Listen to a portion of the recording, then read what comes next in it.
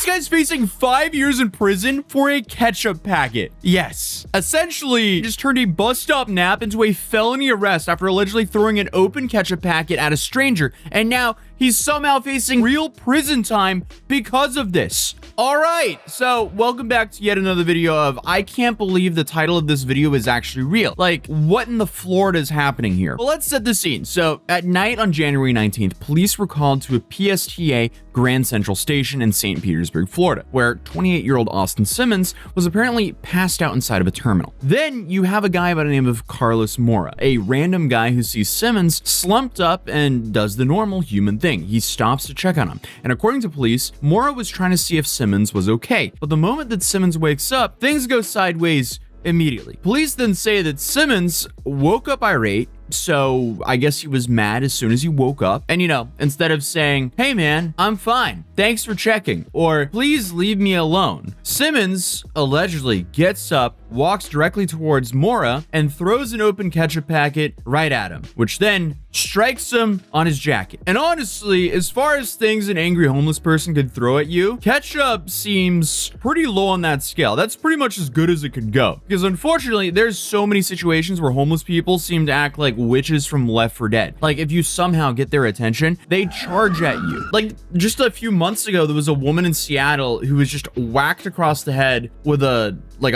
piece of lumber with a nail in it, and it permanently blinded her. I don't know. There's always crazy situations going on in the US every day. So a ketchup packet, again, very low on that scale. But either way, this blew up way out of proportion because this picture of Dexerto is cracking me up. This is ridiculous.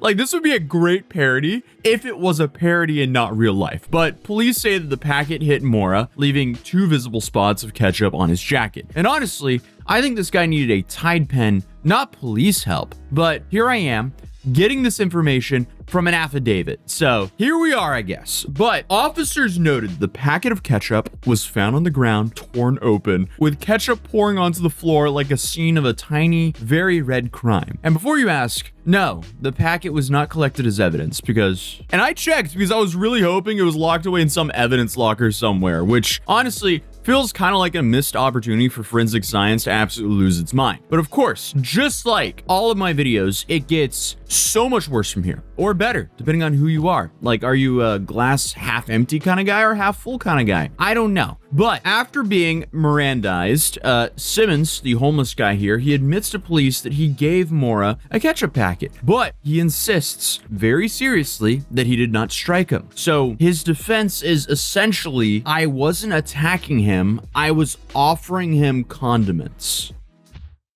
Sir, all of this is just incredibly ridiculous. But either way, you don't give someone ketchup by throwing it at their chest like you're starting a food fight. So obviously, police were not buying it, and Simmons was arrested and charged with battery with a ketchup packet.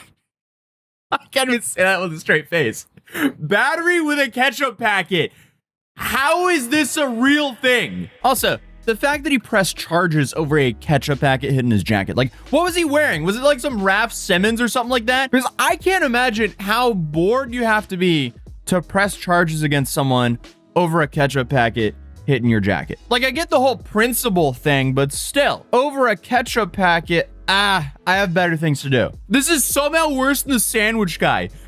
A couple of months ago, we covered a guy named Sean who threw a Subway sandwich at a federal officer, which prosecutors treated as assault on a federal officer. And in that case, at least he was arrested for a full sandwich, not just a single condiment that would go on a sandwich or a burger. I don't know. I don't feel like ketchup belongs on a sandwich. It would belong on a burger or a hot dog. But do you consider a burger or a hot dog a sandwich? I don't know. Depends on the person again. But either way, I think we might be seeing a decline in what is considered battery. So first a sandwich, then ketchup. Next thing, you just throw air. I mean, like, we've reduced ourselves from a sandwich to a little ketchup packet. At least it's entertaining, right? That's what we're here for. We're here for the entertainment. And as messed up the world is right now, at least you can find some entertainment in it. Well, the worst part of this is this wasn't a misdemeanor. According to court records, Simmons has a prior battery conviction from 2019. And in Florida, that turns even something as ridiculous as a ketchup packet incident into third-degree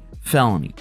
Yes, a third-degree felony from a ketchup packet because of something he did 7 years ago. So something in the now happened that was very minor, but because he had a more serious charge 7 years ago, that's now a serious charge. A ketchup packet at a bus station. So I mean, technically this is just a snowball effect of something that happened 7 years ago, but obviously it's a video of mine, so it's gonna get worse. So officers then searched Simmons and allegedly found a white chalky substance on him. So now the story officially graduates from a Florida man moment to the Florida man bingo card, because I mean, it's pretty predictable at this point. This is just like a normal checklist for any Florida man that's arrested. Was there a white substance on him found? Yeah, probably. But either way, I mean, talk about having a bad Monday. Someone interrupted his nap. He lost his ketchup, got arrested, and then was hit with priors plus an additional charge for carrying a substance.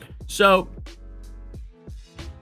yeah, rough Monday. But he was booked into the Pinellas County Jail, where the bond was set at $5,000, covering both charges. And in the initial court hearing, a judge ordered Simmons to have no contact with the alleged victim, which honestly feels like a bare minimum considering I don't think they know each other. But if convicted, Simmons could face up to 5 years in prison. 5 years for this ketchup packet incident. So again, just so everyone is on the same page, the story has a bus snap, an angry wake up, a ketchup packet, and a felony, which then can lead up to 5 years in prison. I mean, this should be in the dictionary for laughably stupid, honestly. I feel like this is Hall of Fame level for laughably stupid. Like, this is crazy. This needs to go into my compilation. I am slowly gathering stories like Infinity Stones, and I'm going to make the thickest compilation on laughably stupid moments that's happened in the last few decades. Maybe last decade. Maybe in the last year. I don't want the video to be over 3 hours. Last year, it would be over 3 hours. Yeah, I gotta add in a whole bunch of the stories that I haven't covered as well, because fun fact, I only cover roughly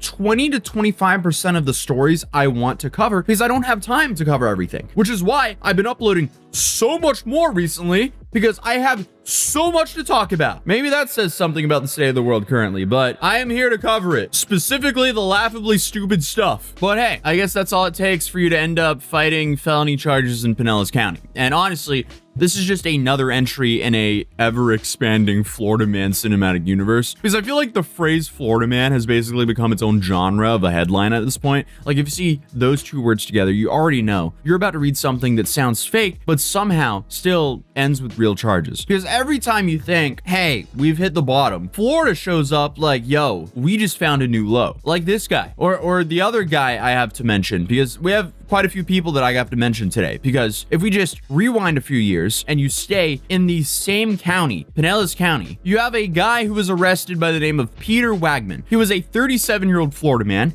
and he allegedly committed domestic battery by covering his sleeping girlfriend in ketchup. Separate dude, ketchup, felony battery, Florida, same county. Come on. But according to court records, Wagman and his 41-year-old girlfriend had been together for about 11 years and were reportedly in the middle of an ongoing argument about cheating, which already isn't the best, emotional place to be in when you're making decisions. So I guess at 4:45 in the morning, the girlfriend woke up to being sprayed down with ketchup. So, Wagman here, I guess, stood over and was just spraying her down with a ketchup bottle. And apparently he was yelling, "That's what you get," as he was doing it. So police then arrived to the home in Pinellas Park and reportedly found the woman literally covered in ketchup, and Wagman denied everything.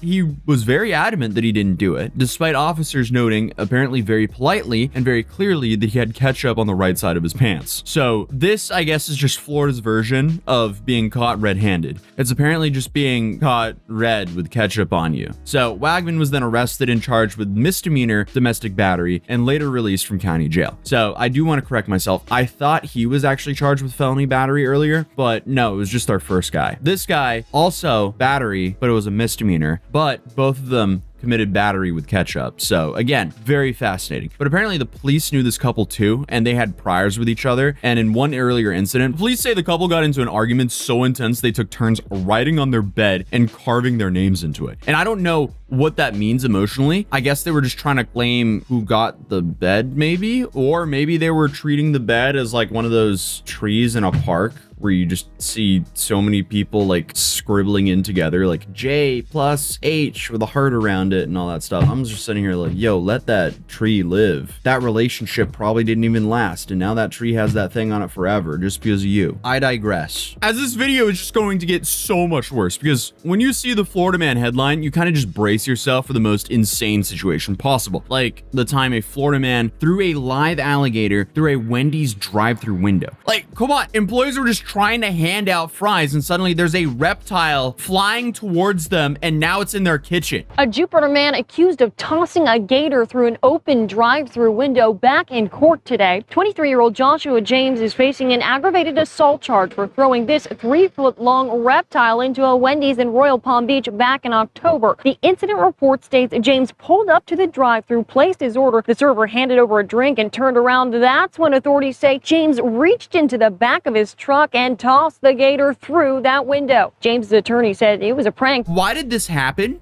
And how does one come to the conclusion to do this? Like, the guy later on claimed it was a prank, which, number one, wild thing to say. Number two, that doesn't justify it whatsoever. But there was also a guy who called 911 because his kitten wasn't allowed into a strip club. And again, how is that headline real? But apparently it's very real. His cat was apparently denied entry, so he called emergency services like it was some civil rights violation, and police arrested him for misuse of 911. But honestly, I mean, that dispatcher deserved hazard pay for that phone call alone. And then you have this absolute classic, the Florida man arrested for drug possession while wearing a shirt that literally said, "I have drugs." Awesome. I mean, at least he was honest. But one of my favorites is the guy who broke into jail to hang out with his friends. Not to break them out, just to hang out with them, I guess. I guess he just missed the homies. So that really goes to show you, you are who you hang out with. So even if you don't actually do a felony to go to jail and your friends are in jail, you might end up in jail as well because you just want to hang out with your homies. But I think the act of breaking into jail is probably a crime in itself and will probably land you in jail, ironically. So there's that.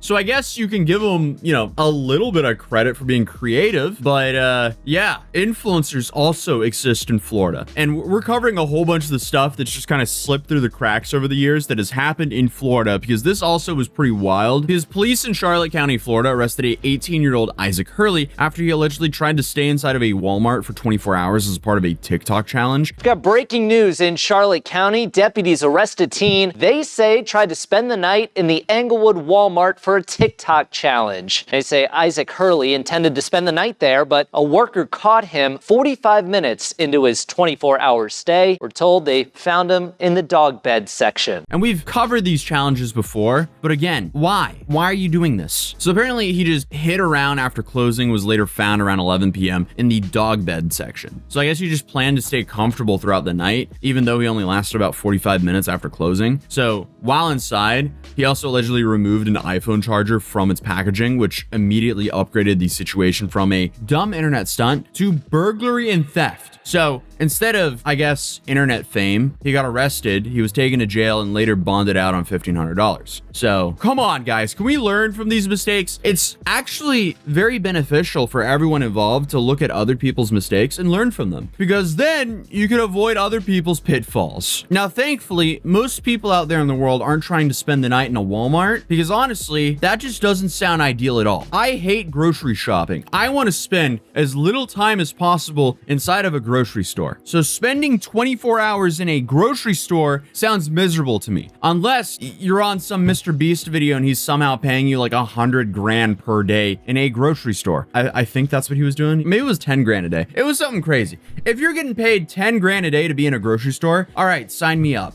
But spending 24 hours in a Walmart for a TikTok video, which you know is not going to pay out very well, no thank you. Because the payment on TikTok is basically attention. Because I'm sorry to say it, but those ad rates are abysmal. But at least that guy is better off than another guy who made headlines this week named Warren Anderson. Because he pulled up to a Taco Bell drive-thru at around 12:30 in the morning. He held up a large rock and demanded money like it was some like medieval shakedown. That is a funny mugshot mugshot, but there's no way that's the mugshot. He does not have a rock in his mugshot. Okay, wait. So this is the real mugshot, but the rock is kind of a chef's kiss. The rock really paints the story very well. I also found the arrest clip, but it shows the dog biting him. So, yeah. Which just goes to show you, don't rob people. You can get bitten by a police dog or worse. We'll just leave it there. But employees ran out of the building. I'm assuming they didn't realize it was a rock at first, or they thought he had something else on him. But police say Anderson actually chased after them, which is insane. Like,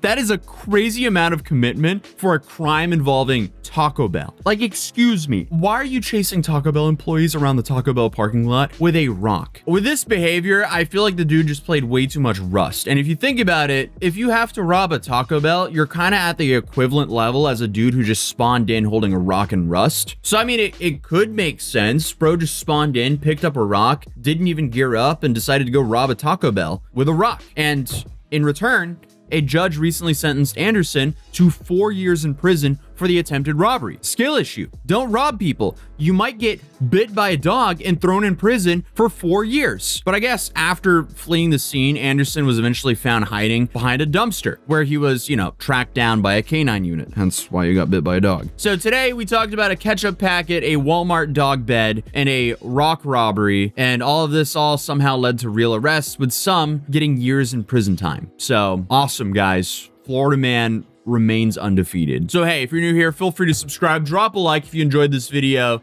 and I'll see you guys in the next one. Peace.